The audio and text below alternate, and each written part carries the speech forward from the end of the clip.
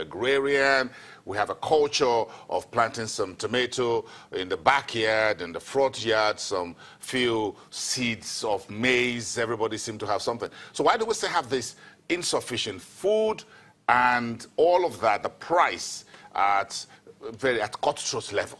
Okay, if you compare the season, the rainy season this year, last year, there was some sort of drought last year, but now there was excess rain this year. And it's good and bad if there's excess rain because that could damage crops and that could lead to flooding, which will somewhat constrain logistics. So that's why we're seeing some cash crops or some domestic food items that are planted. That's why we're seeing some sort of scarcity. But then our demand and consumption is still growing. So logistics is definitely an issue. Power and storage is an issue. And transporting one item to another. And the rains as well must have caused damages and some food items rotting. So these are why we had some sort of such shortages in that period. But towards August and September, we will begin to see some more supply in the market. Is it really true that the folks at FBN Quest says there are folks that are farmers increasing their exports as opposed to supplying domestically? That could be a reason because they believe there's going to be more gains for them if they produce. So they're not looking at the local consumption now. They're looking at how much money or the gains that they're going to make from exporting this item and the exchange or repatriation. So now everyone is trying to find what's best for them for their own interest, how much money and gains they can make. So that so if you have a huge farm for tomato or for cassava or for rice, you decide to export far more, just keep a few for your families, members, then family and friends, then the rest go for FX. So we are all encouraged to export agricultural products. No. But again, huh? Yes, we are. I mean, exporting, but then we have to be able to feed and get our local consumption. Do we need to get the government, the authorities in government, to say, hey, hold on, everybody, dollar is good, it looks very nice, but please, can you please sell more of your produce locally because we need prices at levels because we don't have enough supplies. That's what it looks like. Yes. Whether grains or across all the staples. I guess we should we have to just increase our production basically. So increase more acres planted and we just need to increase our output so we could export and we can still feed local consumption. So we can do both. Exactly. Yes. But let's go to a few of the burning economic issues, and that relates to a little bit of part of the cost factors, power and the price of diesel now up to 170. A few days ago, about last week, we were talking about whether this has gone really to 160. Now it looks like it's trending back up to 170 per litre. Well, we reported that the power output has actually gone up marginally by 1.5, but then diesel prices are as high as diesel prices has gone up to 170 compared to what we reported last week of 160. This may not necessarily lead to increased or typically increased generation, but it's more distribution and metering. So there's some sort of improvement in distribution and power metering, and that's where we're seeing that.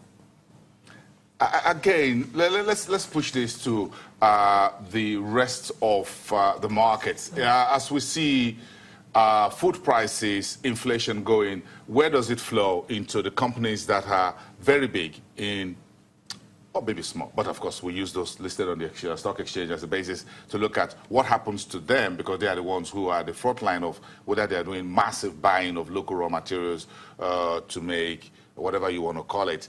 That are for either for young people or for adults like myself? Well, inflation figures there was just a marginal decline, but then that's not going to it will have very little effect on food items anyway. But then for FMCG companies that rely on most of these commodities, we are seeing stock performance actually improve, mainly due to the general sentiments, not necessarily due to what is happening in the domestic food items. So there's the equity market is somewhat booming, and so there are other like profit taking and some other technical buying going on. Some folks say rice prices are down because there's lake rice in town.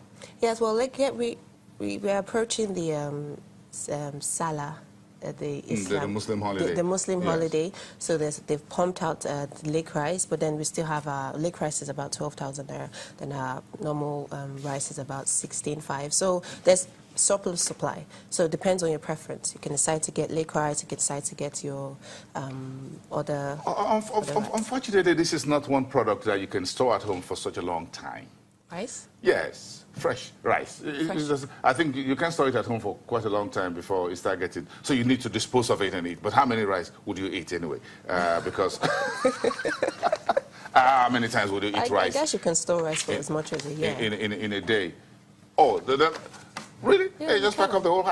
the question is how much rice would you consume in a particular day? But again, if we go back to the externalities of the entire conversation where the agri-commodity prices are globally, look at the hurricane Harvey in Texas and all that story this morning. We don't know how much it will affect agri-commodities, but of course, Bloomberg reports almost 2 million cattle are being affected because there's so much water and the cattle are inside water. Not that they are drowned, but they couldn't move, and that could impact on beef and things like that. So you think this is not good news for agri? It seems like the market is yet to absorb the effect of Hurricane Harvey. There's going to be another one today, tomorrow. Yes. So it's not over yet. Exactly. So it hasn't fully absorbed that because we are still seeing some sort of moderation in the index. It hasn't spiked or it hasn't declined drastically. So this is something that we'll continue to monitor. But then, in terms of oil prices, Texas is one of the major, it's a major oil hub. It's an oil belt, and so we have, there's loads of refineries shut down. So that means, for looking at it from the demand side, we are seeing oil prices actually going marginally. Most analysts thought that prices were going to spike higher because that means it's going to be reduced production there. But then most refineries are shut down, so that means they're going to demand less oil to refine. But then we are seeing prices of gasoline and refined products spiking. Right now, we're saving lives in Texas and all around. We can save wheat, millet, and other food crops later on. Yes. Well, let's save lives first. Okay. And then we can go down and count our costs. Then we know how it goes down to agriculture. Adakonobi, thank you very much. Thank you. An economist and one of the research analyst team at Financial Derivatives Company. When we come back, the new data company unveiled yesterday by the stock exchange cost about £500 million.